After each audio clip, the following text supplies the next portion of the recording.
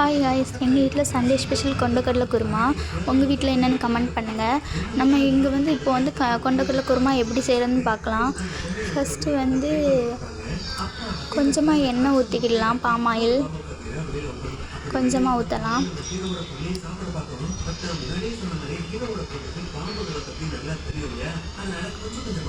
எண்ணெய் வந்து காஞ்சி வரும். எண்ணெய் நல்லா கொதித்து வரும்போது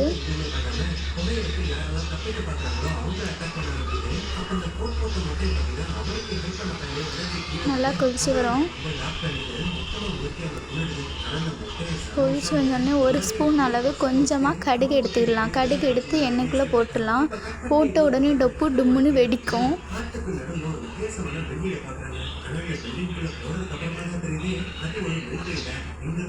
வெடித்த உடனே கொஞ்சமாக கருவேப்பிலை போடலாம். கருவேப்பிலை போட்டோடனே நல்லா வெடிக்கும். மறுபடியும் கிட்டன்னா கையிலலாம் பிரிச்சிடும். சேஃப்டியாக வேலை பார்க்கும்போது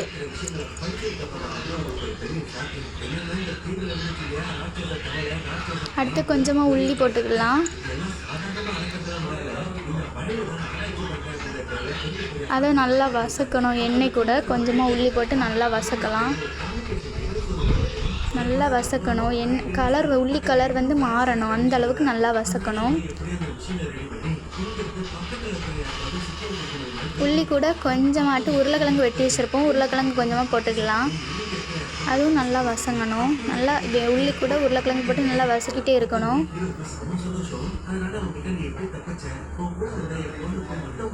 கொஞ்சமாக குறைச்சி வச்சுக்கலாம். ஸ்டவ்வை குறைச்சி வச்சுட்டு கொஞ்சமாக வசக்கணும். ஏன்னா அடியில் பிடிக்கும் வசக்கும் போது. அதனால அடியில் பிடிக்காம இருக்கிற மாதிரி நல்லா வசக்கணும்.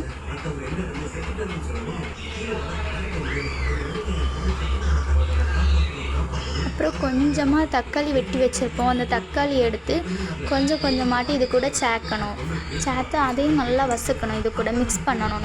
நல்லா வசக்கணும். அடியில் பிடிக்குது பார்த்திங்களா? அடியில் பிடிக்காத மாதிரி நம்ம வசக்கணும்.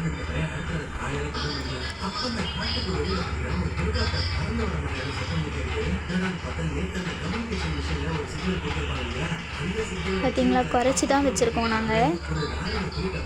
இனி இஞ்சி கொஞ்சமாக உப்பு போடணும். உப்பு போட்டுட்டு நல்லா வசக்கணும்.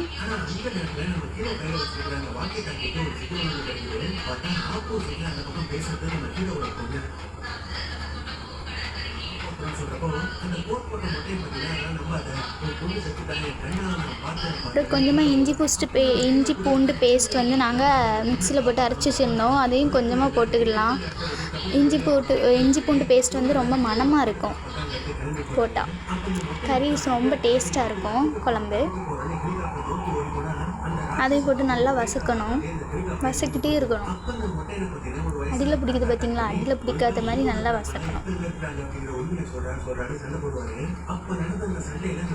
நல்லா வசக்கிட்டே இருக்கணுமா? அப்புறம் கொஞ்சமாக கொண்டக்கடலை அவிச்சு வச்சுருப்போம். அந்த கொண்டக்கடலையும் போட்டுறணும். அது கூட வசக்கணும். நல்லா வசக்கணும். கொஞ்சம் வசங்கியிருக்கு பார்த்திங்களா? இன்னும் கொஞ்சம் வசக்கணும். நல்லா வசங்கணும். உள்ளி கலர் உருளைக்கிழங்கு கலர்லாம் மாறும். டிஃப்ரெண்ட்டாக இருக்கும். பார்த்திங்களா? நல்லா வசக்கணும். அதனால் இடிக்கே பிடிச்சி வச்சு நல்லா வசக்கும்.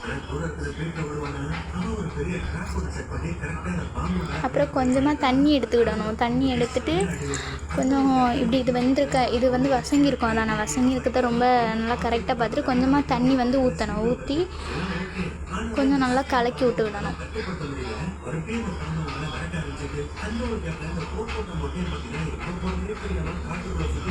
இனி என்ன செய்யணும்னா ஒரு பிளேட் எடுக்கணும். பிளேட் எடுத்து அதை மூடி வச்சுக்கிடணும். அப்போ தான் அது நல்லா வேகும்.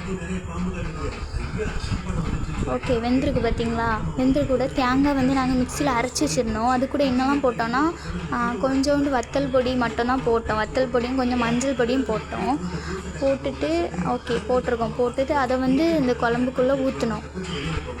பார்த்திங்களா? எப்படி கலர் வந்து எல்லோ கலரில் இருக்கா?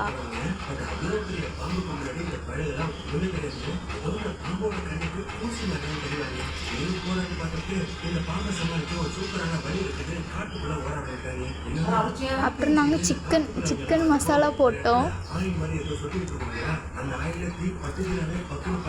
தேவையான அளவு சிக்கன் மசாலா போடலாம்.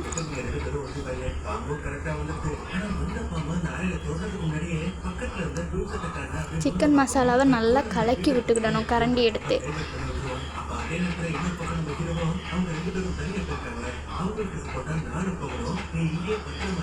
பார்த்தீங்களா, தேவையான அளவு நம்ம இஷ்டம் தான், எவ்வளோ போடனாலும் போட்டுக்கலாம். டேஸ்ட் வந்து அதுக்கேற்ற மாதிரி இருக்கும்.